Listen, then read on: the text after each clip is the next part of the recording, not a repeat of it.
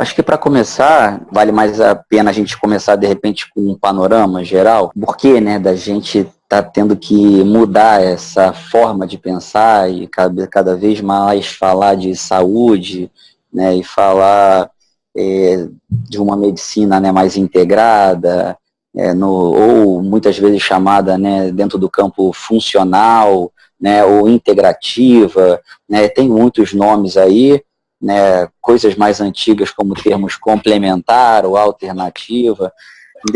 Independente disso, o porquê, né, dessa necessidade de se estar falando tanto, né, nisso agora novamente e com peso cada vez mais sério, né? E por que a medicina integral, integrativa, funcional, eu vou ficar falando esses três termos assim de uma maneira aleatória, mas vocês entendam que é um mesmo bloco de pensamento, trabalhar com uma concepção e com um paradigma um pouco diferente em relação à compreensão do adoecimento, a gente vem passando, né, por um processo de mudança no perfil de adoecimento da população muito significativo, né? O que a gente passava, né, no pré-guerra, né, daqueles problemas de saúde gravíssimos e perigosos, né, isso veio sendo modificado, né, pelo advento, né, da tecnologia, da própria medicina que a gente hoje presencia nos hospitais, né, e de uma maneira bem geral, né, que é uma medicina focada na doença aguda, né? É uma medicina muito boa para isso. A gente não, eu sou médico também formado, né, de uma maneira alopata, né? Eu sou também formado, sou especialista em terapia intensiva, atuo coordenando CTI. Então eu sei muito bem a capacidade dessa medicina de realmente salvar vidas. Assim, eu não abro mão dela no meu dia a dia. Mas, ao longo desse tempo todo, paralelamente, estudando a medicina integral, funcional e diversas áreas, né, que a gente chama de complementar, que são as medicinas tradicionais antigas, que tem uma concepção totalmente diferente, e a gente começa a entender que são focos, né, bem distintos. Essa medicina se especializou de uma maneira muito específica, né, para cuidar de doenças agudas. Então, assim, se eu quebro uma perna, eu quero ir para o hospital. Se eu faço um infarto agudo do miocárdio, eu quero ir para o hospital. Se eu faço uma septicemia, eu quero ir para o hospital. Mas doença crônica, a situação é outra. É outra história. E hoje em dia, o que as pessoas têm de uma maneira prevalente e cada vez mais com uma maior incidência, são essas doenças que vão modificando o padrão do organismo ao longo do tempo. Como é que a doença crônica ela se instala? A gente começa a perceber que esse adoecimento ele vem de uma maneira muito variada. São inúmeros fatores que começam a gerar insultos nesse organismo e que não pode ser visto numa visão monovalente. O que acontece é que hoje a gente está sujeito a uma série de sobrecargas. Não é uma, não são duas, não são três, são dezenas ou centenas, dependendo do estilo de vida que você tem. E quando você começa esses insultos eles começam desde o momento que você está na barriga da sua mãe, eles vão se somando ao longo do tempo. E a depender da individualidade genética, bioquímica e sua, né, a sua individualidade, seja ela social, seja ela antropológica, cultural, né, familiar, isso vai acabar gerando uma série de alterações no metabolismo. Essas alterações metabólicas geram compensações variadas nos diversos sistemas do organismo que em algum momento se manifestarão como sinais e sintomas. É aí que sai a doença crônica. Quando sai esses sinais e sintomas variados, às vezes até de uma maneira que a gente chama de subclínica na medicina, né? São discretos, são vagos, são assim muito mal percebidos pelo próprio doente ou às vezes até por quem avalia, pelo terapeuta, pelo médico, né? Não são muito bem definidos. É quando aflora esses sintomas que a gente vai encontrar e muitas vezes tentar enquadrar, a partir, é claro, da medicina tradicional, a pessoa dentro de um diagnóstico. O diagnóstico, ele é uma abstração da medicina, né? O diagnóstico, você classificar ali, né, aquela pessoa dentro de um quadro de doença, uma síndrome, né, um quadro de sinais e sintomas, ele te ajuda muito a estabelecer um pensamento de investigação, de interpretação, mas ele é um enquadramento que muitas vezes não consegue suprir a complexidade da doença crônica. Quando a gente fala de uma doença crônica, eu acho muito interessante, isso é fácil a gente achar aí no Google, se depois vocês quiserem buscar, a doença crônica ela é muito bem vista de uma maneira metafórica, igual um iceberg, né? Os sinais e sintomas eles estão lá em cima, na parte emersa, na parte que está ali superior, que a gente vê acima d'água. Ali está aquela constelação de coisas que você tem. Abaixo desse iceberg, de uma grande parte dessa doença que não está manifesta, mas ela está ali. São justamente esses fatores estressores que estão causando tudo isso. Não são os sinais e sintomas. Não é aquilo que está aparecendo no iceberg pequenininho e visível.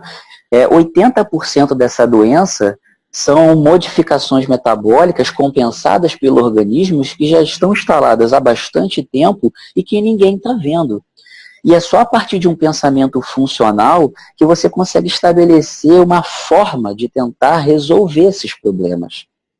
Por isso que hoje, toda essa medicina diferente que está aparecendo, ela na verdade ela quer dar conta desse pensamento diagnóstico e terapêutico abaixo dessa linha do iceberg. Acima também, porque a gente sabe que a gente tem que tratar ali o sofrimento e os sintomas, mas abaixo também. Queria tirar uma dúvida. Pode falar, Alexandre. Você está falando dessa questão aí da dificuldade do diagnóstico, né? Subclínico são pré-sintomas, né? São situações que ocorrem, não configurou um quadro.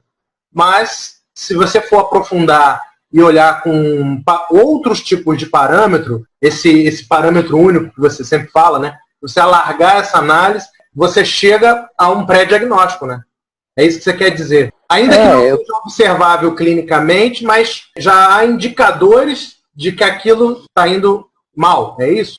Sinais e sintomas são exatamente isso. Alguma coisa no organismo não vai bem. Muitas vezes, o diagnóstico para a medicina alopática tradicional, basta ali aquele quadro de sinais e sintomas para fazer uma avaliação e um tratamento, que muitas vezes está apenas focado na resolução dos sintomas e não da causa base. O que acontece é que quando você avalia com um olhar funcional, integral, com paradigmas diferentes da compreensão desse organismo, do adoecimento, você vai além. Você vai abaixo desse iceberg e tenta procurar nessa grande área quais os sistemas não estão funcionando adequadamente e por quê.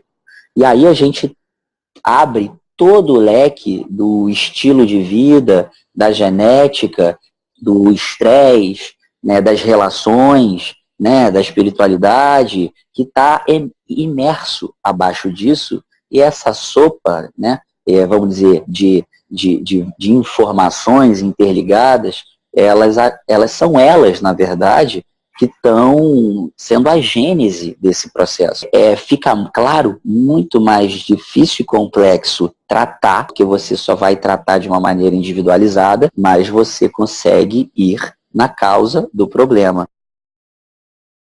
É comum chegar no consultório, muitas vezes, pessoas uma doença instalada já grave, já profunda, e muitas vezes a pessoa tem um certo imediatismo para tentar resolver isso. Esse processo de instalação de uma doença crônica, ele é um processo longo. Esse corpo, ele vem fazendo um esforço muito grande para compensar essas alterações. Esse caminho reverso de voltar à saúde plena, ela é um caminho por esse processo de doença. E muitas vezes isso leva não só meses, levam anos para você realmente, efetivamente, ter uma remissão completa, por exemplo, de uma doença, ou até uma cura definitiva. Isso existe, mas é um caminho duro, porque é um caminho de individualização e de detalhamento fundamental para como esse organismo chegou naquele ponto, naquela doença, daquele jeito. O melhor para a saúde é não adoecer. Porque o meu ponto é quando você enfatiza essa questão do subclínico. Porque o subclínico, a gente entende que é algo que não é consenso ainda. Ou seja, você não está na fase do sintoma ainda, clássica, diagnosticável plenamente, com facilidade, pela instrumentalidade médica. Ela é subclínica, então ela passa meio despercebida.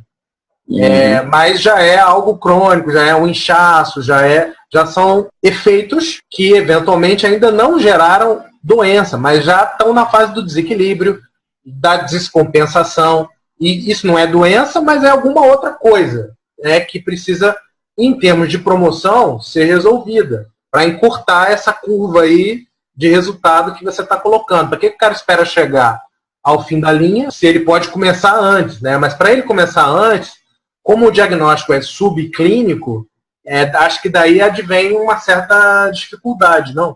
Entra uma questão muito de autoobservação também. Com certeza, Alexandre, você está certíssimo. Alguns sintomas que eu valorizo, o clínico padrão não valoriza. É por aí. E coisas que o paciente não valoriza, ele vai ter que passar a valorizar, porque ele vai ter que se conhecer mais. Essa busca, ela é muito pessoal também, ela é interna e ela nem sempre é agradável. Ela muitas vezes é aquela coisa de mexer na ferida, porque muitas vezes passa por um trauma pessoal, busca, por exemplo, de uma harmonia melhor numa relação. Às vezes a gente precisa ir além, às vezes é mexer num vício, né? Às vezes é mexer numa procrastinação. A gente vai falar um pouco aqui, mais para frente, né, na coisa da mudança do hábito, porque eu posso aqui fazer uma receita linda para todo mundo, mas quem vai conseguir implementar, quem vai mudar diante de todas as dificuldades e passar a mudar os hábitos e a voltar a ter uma vida saudável? Isso é uma coisa fundamental, né? Não adianta uma prescrição se o paciente, seja o cliente, seja quem for, não realmente tomar as rédeas e assumir o controle da própria saúde. Essa coisa de mudar o hábito, né? E por isso que eu acho que os grupos ajudam muito, porque quando você discute, encontra pessoas que tiveram as dificuldades, né, vê essa semelhança, né, e de como existem alternativas, todo mundo pode e provavelmente tem características semelhantes da vida que dificultam, por exemplo, malhar todo dia, fazer atividade física, ou ler mais, ou então ter alguma atividade que aprofunde mais sua espiritualidade, seu autoconhecimento. Essas dificuldades, elas são muito grandes, né? Então, essa coisa da mudança de hábito é fundamental. Isso é uma coisa que a gente precisa pensar em trabalhar, e eu acho que é a partir dos grupos que a gente começa a estabelecer essas formas de ignição, né? Quando a gente fez essa última aceleração aqui no Rio, a gente fez uma pesquisa online, né? Disponibilizamos uma pesquisa online. Aí o público respondeu, mais de 70 pessoas responderam, era direcionado para hábitos de saúde, né? A pessoa recebesse algum benefício, isso estimularia ela a se comprometer. Mais de 90% disseram que sim, se houvesse um benefício econômico, por exemplo. Outras disseram que se o pessoal do trabalho aderisse, se a empresa tivesse, a própria empresa que ela trabalha tivesse promovendo, nossa, isso aí para ela seria um excelente motivador, né? E por aí vai. Por exemplo, se tivesse pessoas para fazer isso coletivamente, no caso das caminhadas, as adesões seriam muito maiores. Então a gente observa, sim, que as pessoas elas têm que se comprometer individualmente, mas tem um quantum aí, gregário aí, social, que é importante, né, Gustavo? Pô, fundamental, assim, a união faz a força mesmo nesse sentido, né? E eu acho Você que ter você alguém vê uma que... pessoa também melhorando e isso te estimula de alguma forma. Você vê um depoimento e isso te estimula de alguma forma, né? Isso, no mínimo, te estimula a melhorar também, né? Com certeza, né? Não tem como muitas vezes você não olhar uma história de dificuldade, né? E de passo, né? De passada por cima, Geração, não né? tocar você muitas vezes, mesmo você não tendo um problema de saúde, não tendo o mesmo problema daquela pessoa.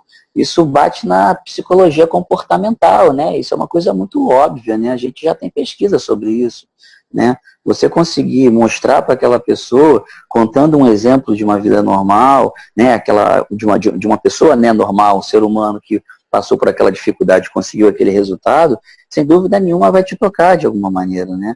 Eu acho que o que a gente está fazendo aqui é isso, além de trocar, né, informação.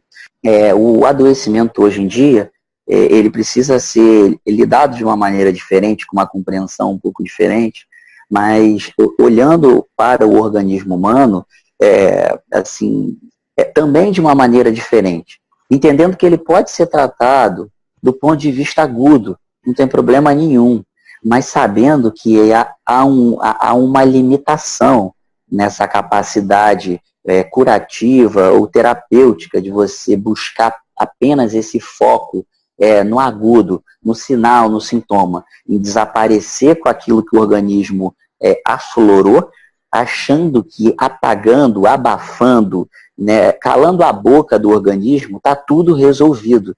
A gente passa por um problema muito sério na medicina porque a gente está querendo calar a boca do organismo.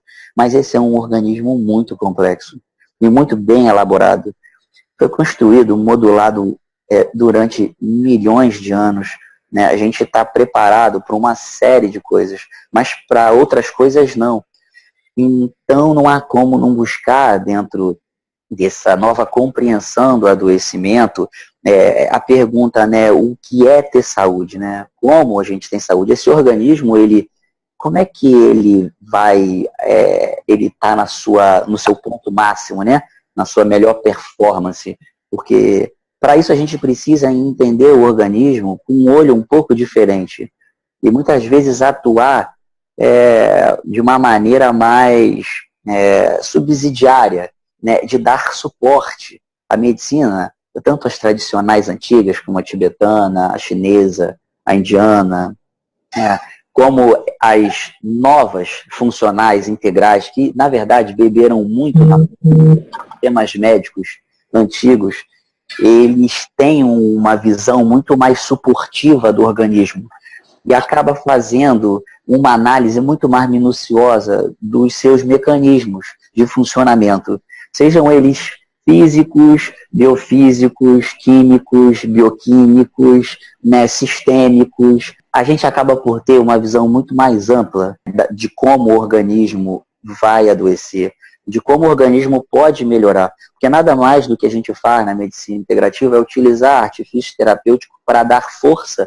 para esse organismo sustentar suas capacidades de autocura. Né? É isso que a gente precisa fortalecer, porque esse organismo vem dotado de uma capacidade impressionante de recuperação. A gente precisa fazer a leitura correta e utilizar as ferramentas certas para tentar impelir ao organismo esse movimento da cura, sem querer tirar, né, o valor da medicina, mas tendo o pé no chão, sabendo racionalmente até onde a gente pode ir. Você pode consertar com a perna quebrada por uma osteoporose, mas depois que você tratar a osteoporose, você vai precisar de uma abordagem integrada.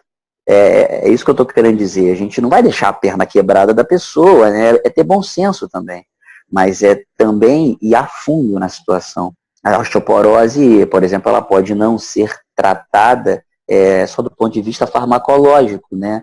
Como É comum o uso, né, de medicações que são inibidores, né, do metabolismo ósseo. A gente sabe que existem vários problemas relacionados. Isso é só um exemplo de se olhar de uma maneira limitada para um problema que precisa de uma abordagem integral. E aí, quando a gente vai a fundo e faz a pergunta, né, então o que é ter saúde? Aí a resposta é de uma amplitude muito, muito significativa. Porque a gente vai ter que ir na base da vida. A gente vai ter que pensar em água, a gente vai ter que pensar em luz, a gente vai ter que pensar nos sistemas que compõem o organismo, vai ter que pensar em como os minerais estão ali, em que equilíbrio, de que maneira. E aí a gente vai falar, né, de todas as esferas, né, sejam elas espirituais, sejam elas biológicas, sejam elas psíquicas, né, sociais, né, é porque o contexto do organismo é polos, né? A gente precisa de uma visão holística para tentar tratar um organismo que não permite essa visão dicotômica, né? Corpo-mente, né? Isso só serve para uma classificação, mas ele não é isso, né? E por isso que a medicina integral, funcional, ela vai respeitar essa leitura, essa visão, e vai conseguir, claro, abordar de uma maneira muito mais correta todas essas situações. Então, abordar a saúde, a gente precisa ir lá no fundo, né? O que é, né, essa vida, como ela está composta, né? E como esse organismo foi projetado para viver bem, para viver ao máximo.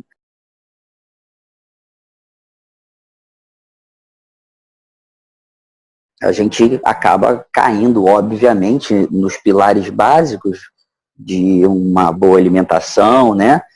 Aqui a gente abre uma caixa que não necessariamente é muito simples, né? O que é uma boa alimentação, né? Tem muito tabu, tem muito mito, tem muita coisa certa, muita coisa errada que a gente pode falar nisso, e isso a gente sabe que confunde muito as pessoas. Então, tem muito o que se falar de alimentação, mas a gente tem bons exemplos para tentar indicar diretrizes seguras e efetivas, né, para colaborar para uma boa saúde, né? Atividade física é a mesma coisa. Nosso organismo, óbvio, foi criado para ser extremamente ativo, né? Inclusive, em contrapartida, falando de uma boa alimentação, durante o jejum, né? Esse organismo ele foi pronto para trabalhar em jejum. A busca por comida era uma coisa que se fazia regularmente. E era óbvio que o organismo, na sua ancestralidade, precisava muitas vezes de dias sem comer, porque não havia comida, né? Éramos coletores, caçadores. A gente tem um aparato bioquímico, celular, claramente capaz de aguentar o jejum e funcionar beneficamente no jejum. Existem fases que são importantes da alimentação, existem fases que são importantes e fundamentais no jejum para a gente compor esse ciclo de alternância que vai gerar saúde lá na frente. Hoje a gente tem pesquisa mostrando com bastante profundidade como esse maquinário que foi projetado lá, né, atrás, ele efetivamente tem que funcionar assim. A gente vê hoje em dia pessoas falando, não, a gente deve comer de 2 em 2 horas, né? Então, assim, mas para quê? Para quem? Com que função, né? Como? Até quando? Por quanto tempo? Assim, as coisas não são assim, né? Você também não vai sair fazendo jejum, né? Se você tem um problema de saúde específico. Então, assim, existe um porquê para as coisas, mas o jejum está ali também dentro de um objetivo que vai poder ser implementado, né? A atividade física, ela é simplesmente fundamental, né? Hoje não tem como a gente falar de saúde sem atividade física, e eu acho que é um dos problemas mais sérios aí junto com a alimentação que a gente precisa agir. Até porque a atividade física ninguém faz para você. Às vezes uma comida no restaurante muito saudável você consegue, é um delivery, é uma coisa ali que está ali, você só abre e come. Agora, a atividade física não tem jeito, né? O cara vai ter que suar a camisa. Vai ter que perder tempo, vai ter que gastar 30 minutos, 40 minutos, 1 hora, vai ter que ser dia sim, dia não, vai ter que ser todo dia, para ele ter resultado. Então, acho que essa é a grande dificuldade, né? É colocar como prioridade a atividade física. A gente tem muita pesquisa interessante falando sobre a atividade física, que cada vez mais a gente pode pensar em economizar nosso tempo, fazendo uma atividade física planejada com um menor tempo, mas com uma intensidade adequada, com uma variabilidade também adequada, com uma individualização para cada caso. Hoje a gente tem uma capacidade muito boa de conseguir prescrever muito bem uma sequência de movimentos que vão ser extremamente benéficos para aquela pessoa. Isso vai depender, né, do IMC dela, se ela está acima de peso, se ela tem doença crônica, se ela tem limitações articulares. Hoje em dia a gente consegue ter uma especificidade muito grande para isso. E os resultados da atividade física são, assim, impressionantes, né? Às vezes, quando a gente fala desses pilares, a gente tem que agir nas 3 coisas, ou seja, nas 4 coisas, né? A gente pode falar aí citando as coisas mais importantes, né, da alimentação, atividade física, qualidade do sono, manejo de estresse e controle emocional, mental, botar isso tudo num bolo só. Mas esses pilares, eles são tão importantes, eles são tão fundamentais, que muitas vezes a pessoa vai e foca em um só. A melhora para a saúde é de uma maneira tão, assim, absurda, que você fica às vezes até impressionado. Você vê que o organismo não precisa de muita coisa.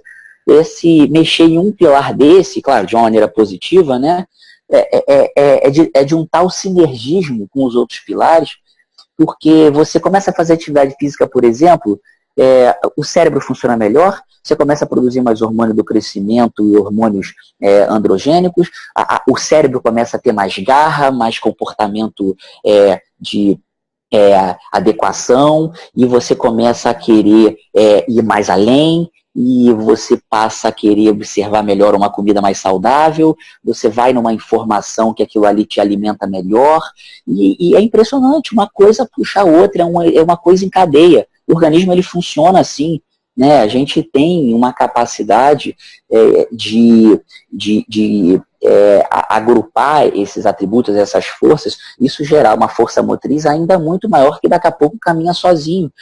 É muito comum ouvir no consultório, foi só começar. Essa energia que movimenta o organismo em função da saúde, né, contra esse caminho, né, da doença, ela muitas vezes ela é até depois automotivada, ela é autoprodutiva, ela vai sozinha, o cara, você não faz mais nada, o cara te resolve. Você dá alta para ele e fala, meu amigo, agora você vem aqui quando você quiser, porque tu tá ótimo, esse é o caminho. E isso é muito importante. Às vezes só mexendo na alimentação você consegue isso, às vezes só por conta própria, inclusive, com estudos. Hoje a informação está disseminada. Muitas vezes eu recebo pessoas no consultório que já modificaram de uma maneira inacreditável a sua vida, e a gente vai fazer só ajustes finos para frente. E então mexer nesses pilares, entender esses pilares, começar mudando hábitos, mesmo que seja um deles, é muito importante. Assim, cara, foca naquilo que você acha que vai dar certo, né? Segue sua intuição, né? Começa a se observar, vê o que aquilo está mais fácil para você. De repente comer bem, porque a mulher, o irmão, a tia, a avó come bem, então você só vai copiar a dieta dela. Ou então vai seguir o parceiro que chama todo dia você para correr e você não vai. Bicicleta, seja lá o que for, né? Vamos começar, vamos dar o início, né? E eu acho que muitas vezes é uma fagulha, né, que vai dar essa ignição e vai dar uma explosão de saúde em você. A gente tem que pensar dessa maneira. O organismo, ele é muito inteligente, assim. Eu tenho uma formação muito tradicional, assim, porque todo médico tem uma formação muito tradicional. E a gente vê muitas vezes o médico experiente ou até o mais novo, pode ser um monitor de medicina, uma coisa mais iniciante, falando mal do organismo, assim, cara, com uma tão pedante, que assim, o organismo é de uma inteligência que acho que qualquer um aqui consegue perceber que a gente não sabe nada, né? A gente tem muita informação hoje. Esse organismo, ele é um maestro. É óbvio que aquela vida que está ali, quando eu olho para um paciente no consultório, ou então no hospital, ou que seja alguma orientação que eu faço informal, aquele organismo ali, aquela pessoa que está fazendo uma queixa, que está conversando e querendo ajuda, aquele ser, é óbvio que aquele organismo está fazendo de todas as maneiras para sobreviver. A maneira como ele está ali, aquela doença está instalada, com aqueles sinais e sintomas, foi a melhor maneira que aquele organismo chegou até ali. Isso é uma coisa muito óbvia. Então a gente tem que olhar de uma maneira subsidiária. O que eu posso fazer para ajudar? Isso já é um grande problema na medicina, porque a gente muitas vezes tem uma atitude muito invasiva e dominadora, muito intempestiva, que perde a coisa do insight, do ouvir o organismo, do olhar a resposta dele. Ele dá respostas extremamente sutis, que muitas vezes a gente quer novamente calar a boca, em vez de interpretar aquilo da maneira correta. Então, essa medicina que a gente está tentando falar aqui, e que é baseada, né, assim, nesses preceitos de saúde que a gente vai estabelecer ao longo da nosso webinário, ele precisa de um paradigma novo de entendimento. É por isso que essa medicina trabalha essas diversas escolas, seja ela integral, seja ela funcional, seja ela mais antiga, ela estabelece outros parâmetros para conceber a forma como o organismo adoece e como a gente tem que interpretar tudo. Então, essa mudança de paradigma ela é fundamental para quem trabalha na saúde e para quem também, vamos dizer, diante de hoje, no século XXI, quer também ter saúde, porque vai precisar ter uma compreensão diferente do organismo. Né? Hoje a gente tem uma vida extremamente estressante, né? A gente cai num outro pilar, né? A gente está passando por uma fase que a informação ela é instantânea, a gente praticamente não tem tempo para as coisas, porque tudo acontece na velocidade da luz, da fibra ótica. A gente está absorto em uma série de dispositivos, grupos, ciclos, ao mesmo tempo. Você sempre tem alguma demanda, seja ela no trabalho, seja ela na família, seja ela porque hoje o tempo parece que anda mais rápido, né? Existem várias teorias disso já hoje em dia. A gente perde esse olhar para dentro e esse ritmo próprio, né? Existem vários motivos para perder o nosso ritmo. E esse ritmo, ele é saúde. A saúde, ela tem um ritmo, porque o organismo foi montado nesse ritmo. O porteiro que dorme de dia e acorda de noite e não dorme, ele foge do ciclo fisiológico. A perda do ritmo vai significar uma perda de saúde e não podemos menosprezar. A saída do ritmo do organismo pode ser um problema muito sério. Então, essa coisa do biorritmo, ela precisa ser respeitada, né? As medicinas tradicionais, elas são muito disciplinadas em relação a isso. A gente bebe muito nessa fonte, hoje em dia a gente tem também recomendações que passam por essas medicinas que estão escritas há 2, 3, 4 mil anos, é muito tempo. Já se observava de uma maneira plena, né? Não tem como a gente passar por cima dessas leis. A medicina que a gente precisa agir e essas modificações de saúde, elas precisam estabelecer um pacto com a vida. Elas precisam ser baseadas na vida. Se alguma coisa que é feita vai contra a lei da vida, como é que pode fazer bem à saúde? Não vai, não adianta. A gente precisa ter esse sentimento, né, interno. E a gente precisa ser crítico também a esse ponto, né? Hoje, a comida processada está aí, né? Para a gente ver o que é, né? A obesidade, por exemplo, nos Estados Unidos, e o que se passa hoje, o problema com fast food, já está mais do que documentado. né? Não, tem filme, tem livro, tem pesquisa, tem documentário, tem o que for para mostrar que essa comida não gera nada no organismo, só gasto, só dispêndio, só degeneração. Então, a gente precisa dessa medicina. E essa medicina precisa olhar dessa forma. Precisa ser uma medicina baseada na vida, né? Então, os ritmos são muito importantes. Então, essa coisa do sono, essa coisa de, em algum momento, você olhar para dentro, você se observar, pode ser atividades mais integrativas, mais integrais, mais holísticas, como um yoga, um tai chi chuan, um qigong, outros tipos, pode ser uma dança, pode ser uma meditação, pode ser outras atividades como mindfulness. Isso acaba te colocando dentro, de novo, do ritmo interno, né? E é claro, não faz só isso, né? Você aprender a respirar e se observar, né, na respiração, observar como você controla os seus batimentos cardíacos através disso, né? Entender como a mente vai se manifestar de uma maneira diferente quando você consegue ter o controle dela, né? Há um grande problema hoje de identificação com o estado mental, né? Nós, seres humanos, não somos as nossas mentes, né? A gente se identifica de uma maneira tal com nossos estados mentais, o nome já diz, é um estado mental, que a pessoa se transforma porque naquele momento houve um transbordamento de um sentimento natural para nós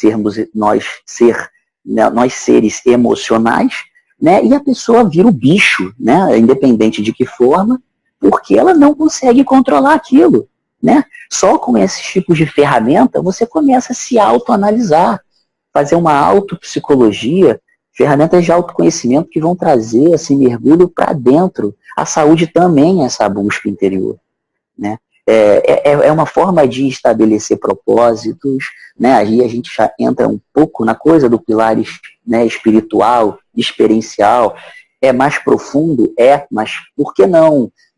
Né? Será que a gente não consegue ser racional nesse sentido, né?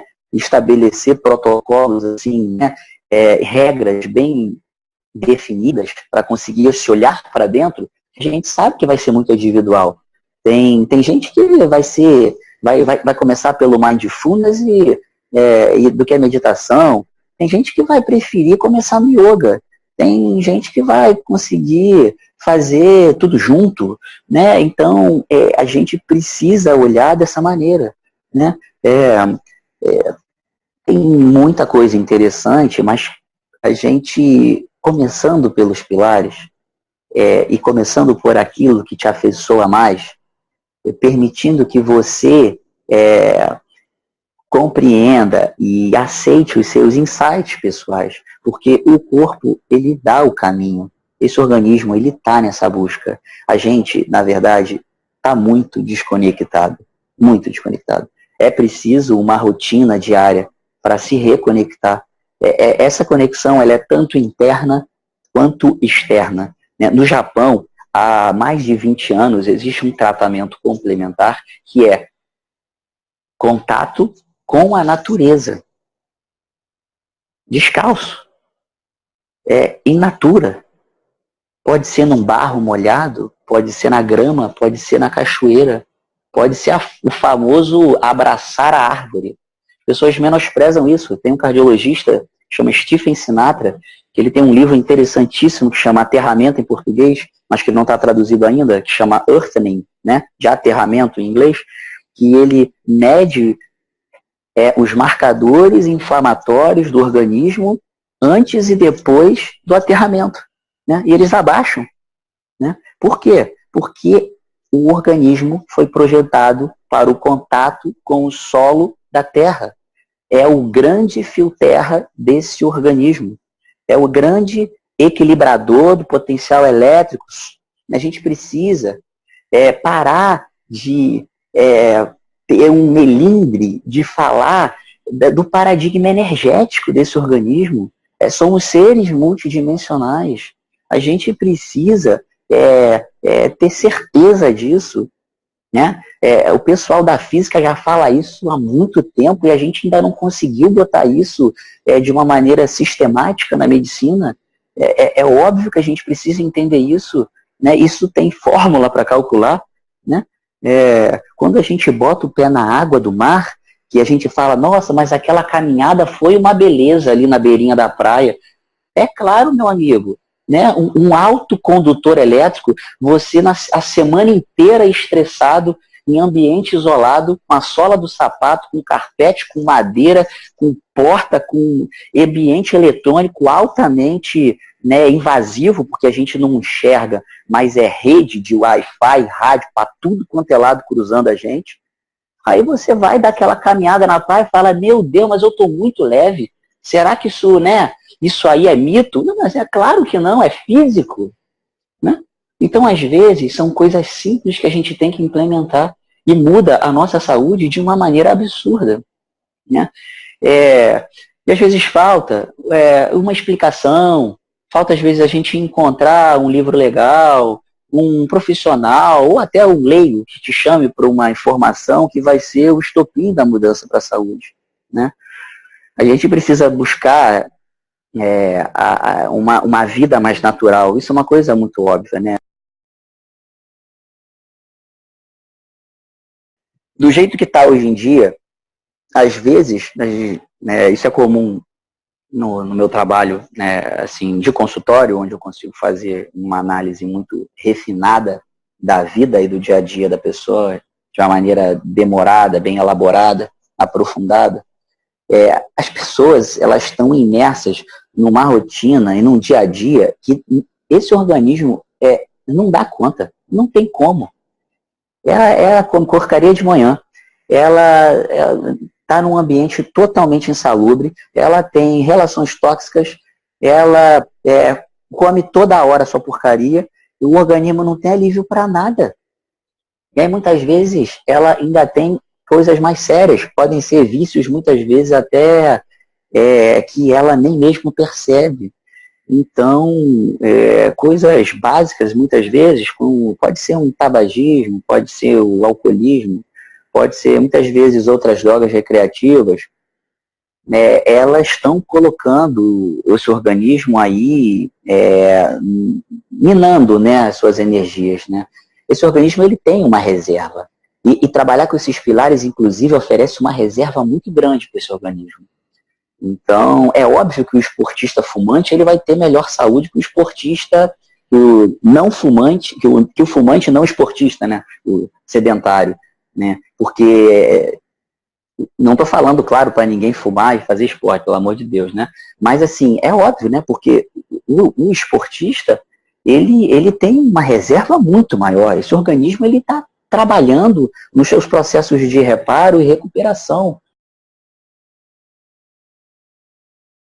Seguindo, né, indo para esse lado um pouco mais, assim, né, mais sutil, que, né, muitas vezes é difícil falar, a coisa da saúde mental, né, que eu já venho falando aí, a coisa do olhar para dentro, né, dos seus processos, e eles podem hoje serem muito melhorados, assim, pelas pessoas, né, mas as pessoas muitas vezes não estão preocupadas com isso, acham que essa coisa do mental não tem muito a ver.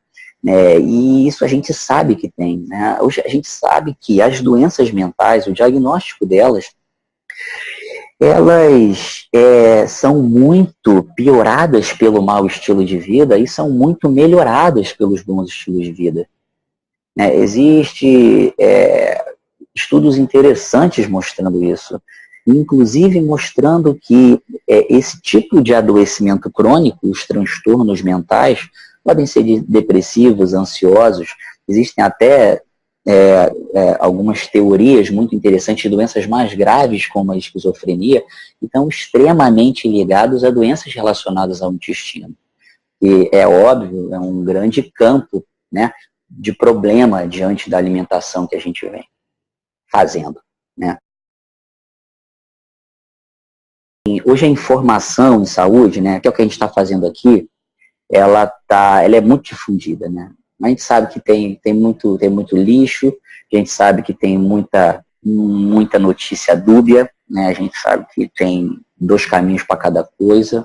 Então, diante desse problema aqui, né, qual a informação correta, válida, a gente tentar entender que hoje, né, a gente vive, né, num planeta comandado por uma série de interesses, né? Acho que qualquer um que tenta se aprofundar um pouco, né, nessa reflexão, sabe que existem muitos interesses políticos, né, econômicos, estratégicos, e eles estão nas cabeças das grandes diretrizes e guidelines dos países principais, assim, que acabam, vamos dizer assim, estabelecendo os condutos de todas as outras formas de fazer as pessoas seguirem aquelas metas no mundo inteiro, principalmente, claro, em países em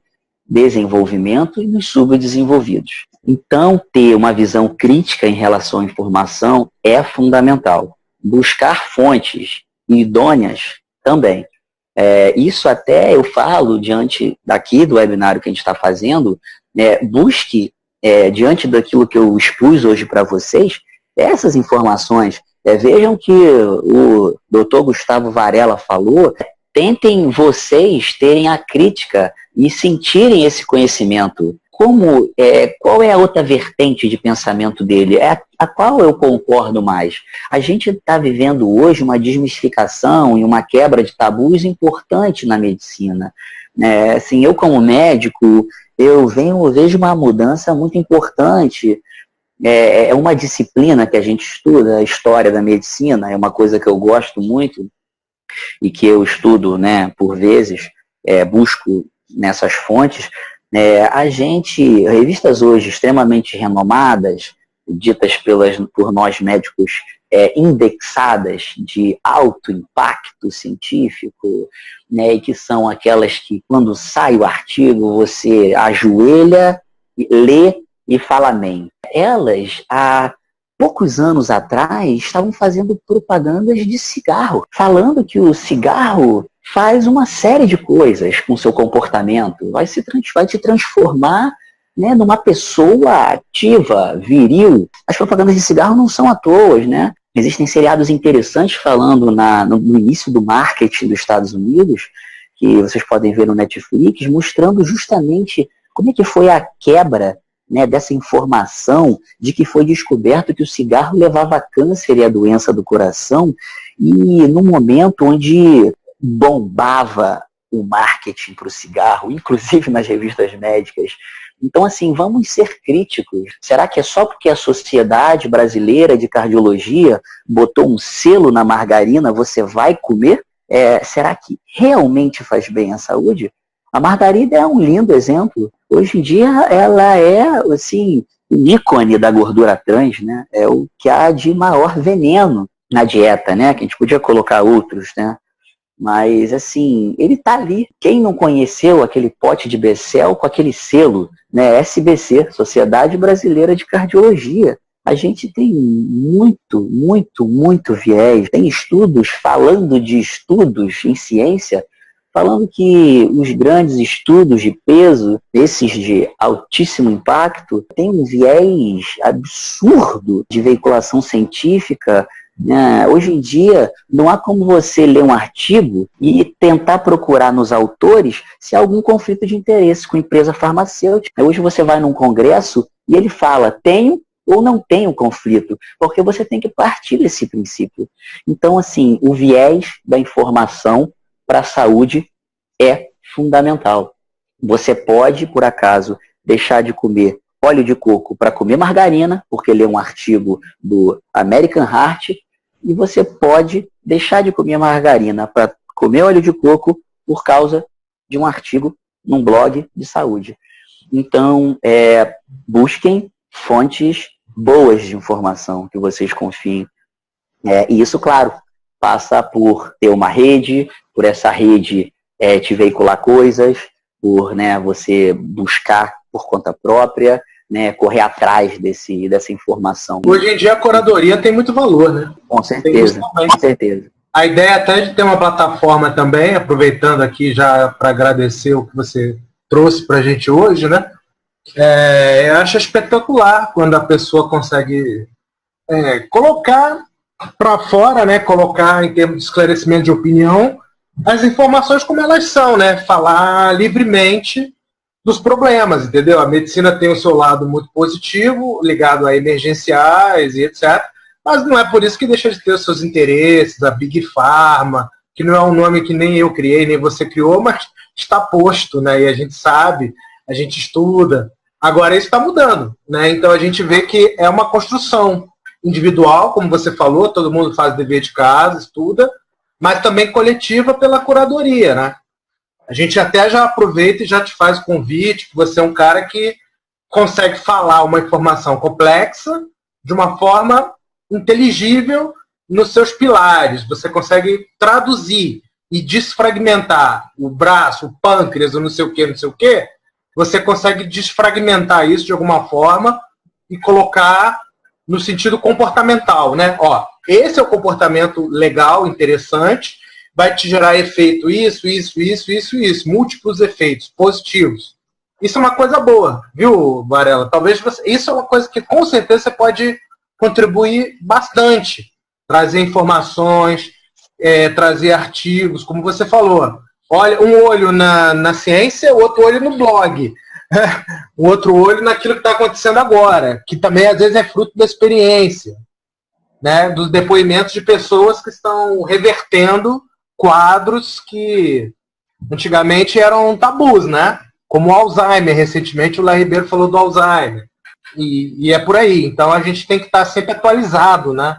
Então isso aí vale a pena sim. Se você tiver interesse e puder participar, vale a pena. A comunidade está de braços abertos aí, viu, Varela? Eu quero aproveitar, assim, já que você falou de comunidade, né? Eu tenho um projeto que é acoplado ao meu atendimento clínico, na clínica privada, associado a um espaço educativo presencial, mas no Rio de Janeiro. O meu consultório é em Copacabana, e esse espaço educativo é no centro, ali na Cinelândia, na praça, ali na frente do Municipal. E esse projeto ele chama Serrata. Eu estou com Insta, eu estou com Face, eu estou com site, blog. A ideia é falar sobre saúde, conseguir fazer um atendimento de qualidade, oferecer parcerias profissionais, porque o médico ele não faz tudo o que tem que ser feito. Ele pode ser laboratórios parceiros, pode ser colegas de outras especialidades, nutrólogo, nutricionista, RPGista, psicólogos, psiquiatras, ou até profissionais alopatas, mas que estejam alinhados e abertos a esse tipo de abordagem. E dentro disso, educar. A gente precisa educar para ter saúde, porque o educar é dar a informação de uma maneira mastigada, inteligível, com exemplos, tentando gerar experiência. O projeto Serrata, ele tenta, primeiro, modificar o paradigma nessa abordagem de saúde. Não é nada diferente do que já existe em institutos renomados pelo mundo, Europa, Austrália, Ásia, Estados Unidos. É apenas mais um núcleo de afloramento para tentar discutir e ajudar as pessoas. Isso, é claro, a gente faz de maneiras gratuitas, por exemplo, através do blog, através, por exemplo, desse mecanismo extremamente democrático, que é a sala que o Alexandre montou, que é através de palestras gratuitas, educativas no Espaço Serrata, lá no centro. A gente vem buscando essas formas de aumentar o conhecimento e congregar mais gente. A ideia que o Alexandre veio trazer, de a gente pensar numa forma, vamos dizer, planejar, planificar essa forma de plano de saúde que existe, gerando prêmios, gamificação, ignição de grupos, é muito interessante, ela está aí. Você hoje pega um Apple Watch ou pega um Samsung Health no aplicativo do telefone, você vai ver um aplicativo extremamente elaborado de avaliação de diversos índices de saúde, com competições interessantes de amigos, conhecidos, desconhecidos, chegam a formarem grupos de mais de 200 mil, 1 milhão de pessoas, todas elas se comunicando em forma de rede social. É claro que essa virtualização da vida muitas vezes incomoda e acaba tirando a gente do ambiente natural, né? Da coisa do voltar um pouco ali na nossa ancestralidade e buscar a coisa do natural mesmo. Mas isso também faz parte. Quando você começa a perceber que depois que você mudou algumas atitudes, agora você dá 6 mil passos por dia, sobe 10 andares, perdeu peso, gasta 2.500 calorias e seu colesterol melhorou, é óbvio que você vai ficar, né, assim, interessado. É óbvio que você vai servir exemplo para as pessoas. Então, hoje em dia a gente tem uma tecnologia muito grande. A inteligência artificial está aí com certeza para conseguir automatizar mais uma série de processos. A ideia do Serrata também é inovar nesse sentido. Eu gostaria de oferecer a vocês essa plataforma, além da que a do Alexandre tem. É claro que lá eu consigo oferecer uma série de outras coisas além, né, por ser um instituto de medicina integral. Mas, o importante, eu acho que é esse tipo de rede. É assim que as pessoas modificam o seu planejamento, a sua forma de cuidar de si próprio. Se a gente conseguir acrescentar, né, não só ao projeto que o Alexandre está fazendo aí, do ITCA, do SALU, o meu projeto, o projeto de outros, eu vi aí uma das colegas falando sobre zeolita. É uma terapia espetacular, eu utilizo. Assim, é muito interessante ver que, por exemplo, alguém está mexendo já e querendo, né, comercializar, é a partir dessa rede que a gente começa a facilitar uma série de circuitos e é a partir daí que a vida das pessoas muda. Acho essa palavra ignição muito boa, porque é um contato, faz um comércio, um ciclo, uma troca, né? Eu sou totalmente aberto a uma economia mais evoluída. Assim, eu canso de fazer trocas no consultório. Eu acho que a gente tem que, sim, essa monetização, ela existe, ela está aí, mas a gente precisa ir além. O mundo dá 2 cambalhotas por ano. Essas redes, elas são exatamente para a gente evoluir a forma de relacionamento e, é claro, para o melhor, não é para o pior, né? A gente aqui está falando de saúde. E nós estamos promovendo uma economia da saúde, né? Isso aí não é brinquedo, não. E tem que, às vezes, criar uma moeda, tem que pensar em realmente de você promover quem está mexendo com saúde. Por isso que o peer-to-peer é fundamental realmente.